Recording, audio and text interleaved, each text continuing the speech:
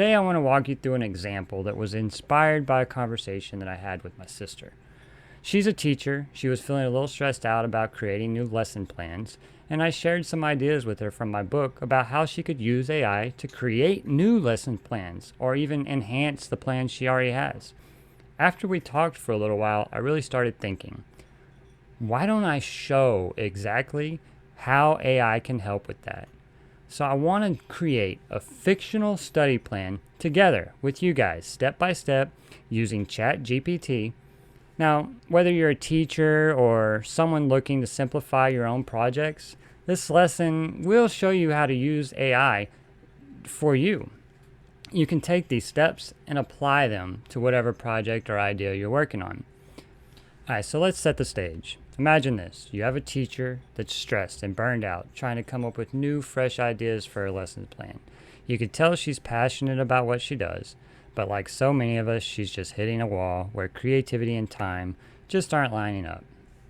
So to make this practical as possible, I want to create a fictional study plan for a third grade class learning about animals and their habitats. We'll use ChatGPT to craft a week-long plan with clear objectives, engaging activities, and fun homework assignments. And the best part, the same process can work for almost any project you're working on, whether it's teaching, planning, or even troubleshooting. So let's jump in. I'm going to show you step by step how to frame your requests, refine the results, and customize the output to suit your own needs. And then I'll show you a little bit later on about how you can customize it even more if you have your own specific information about your students that you can give to ChatGPT. Okay, so let's move over to ChatGPT. I'm on the free account, not logged in. This is what we're going to use for this project. So the first thing we want to do is we want to craft our first prompt. This is where we're going to set the stage. We want to act like it's an assistant who needs very, very clear instructions. Some of what I put in here is going to be a little generic.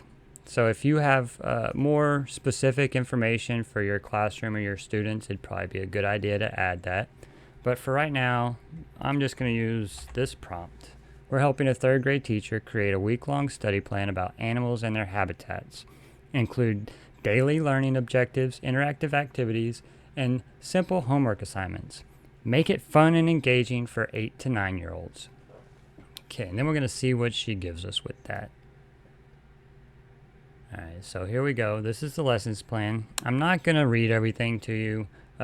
Just going to go through it, look at everything very quickly. Just see what she did. We got a day 3, a day 4, a day 5, a day 6, and a day 7. We'll see that's where we would run into our first problem. I wasn't specific enough. This is a 5-day classroom, so you wouldn't have day 7. So you would only have 5 days in a school week. So now what I want to do is I could go back and change the prompt, rewrite the prompt, and have her make me a 5-day lesson plan. But I kind of like this lesson plan. If I write a new prompt and ask her to make me a new lessons plan, she's just going to make all new stuff. Everything's going to change. It's going to be different activities. I'm kind of digging this one, so I want to keep it. I don't want her to change the lesson plan fully, but I do want to take day 6 and day 7 away, but I also don't want to lose the important information that could have been in those days. So what I'm going to do with Chat is I'm going to ask it to consolidate everything down into 5 days. So what I've done here is I've told her, I like this lesson plan. I don't really want to change it, but I want it to be a 5-day plan. Can you cut it down to 5 days without taking out any important information? Let's see what she does with that. See, now she created a 5-day plan without losing any key information. She's basically just combined all 5 days. all 7 days into 5. So now you're just going to have different stuff on the days. So now that we have a basic idea of a lesson plan, we don't have to just accept this. This is the first draft. This is the first plan she gave us. So we can go through this plan, look at it. Say if we don't like the homework for, say, the first day, we got draw your favorite animal and its habitat. Include at least 3 things in the habitat that help the animal survive. That is a good homework assignment. I don't not like that one. But let's go ahead and change it anyways, just for this exercise. So what I'm going to do is I'm just going to tell her I want to do a different homework on day 1.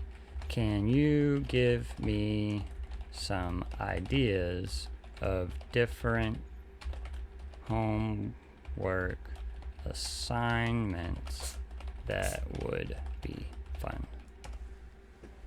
Alright, so now she's going to give us 3 new homework assignments for day 1.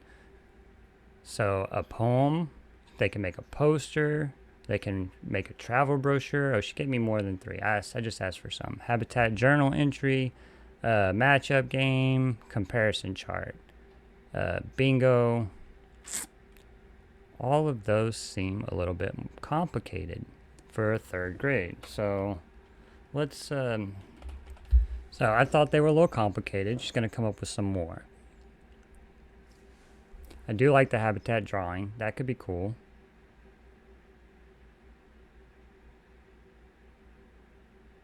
The habitat collage, cut and paste. That's neat. I think we'll do that. I want to have the habitat collage as our homework assignment for day 1. So we're going to go back to her and say, I would like to change the homework for day 1 to be, can you rewrite the lesson plan with that change? Alright, so now she's going to give us a new 5-day lesson plan. She's going to have the new homework assignment for day 1, and then everything else is going to stay the same.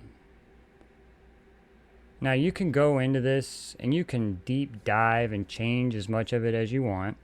You can change the assignments, the objectives, the activities. If there's anything that you're not happy with, just talk to the GPT and ask it to change it. Now we could take it even further if we wanted to. Like, we could take each day and make a full outline for the lesson for that day. We could have ChatGPT design the activities a little bit more in detail. You could go one activity at a time and say, hey, could you write some more about this activity? Give me some more details. What should the kids do? Things like that. Your homework assignments, you could say, hey, give me more detail on the homework assignment. Basically tell me more.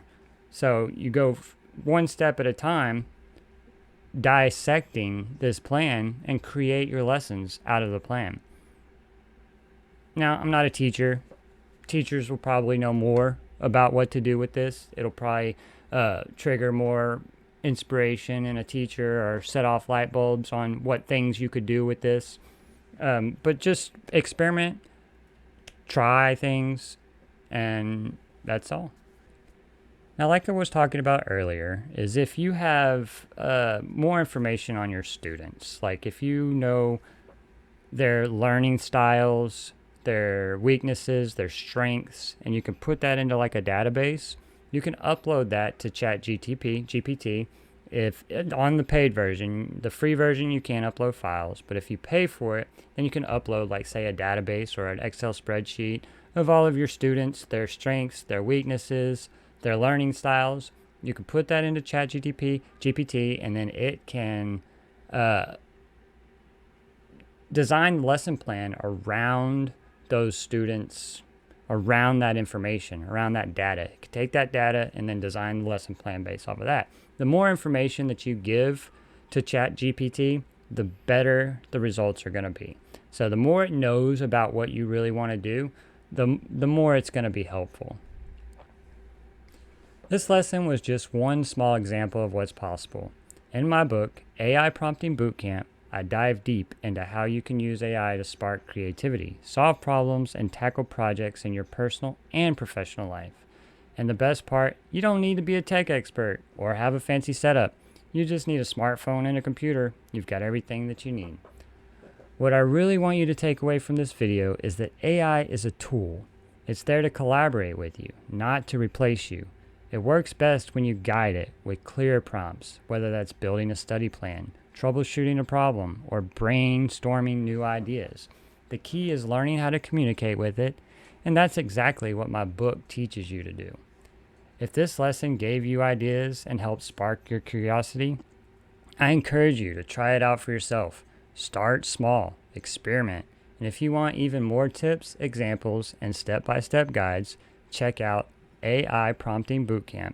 It's packed with practical advice for anyone ready to take their first steps into the world of AI.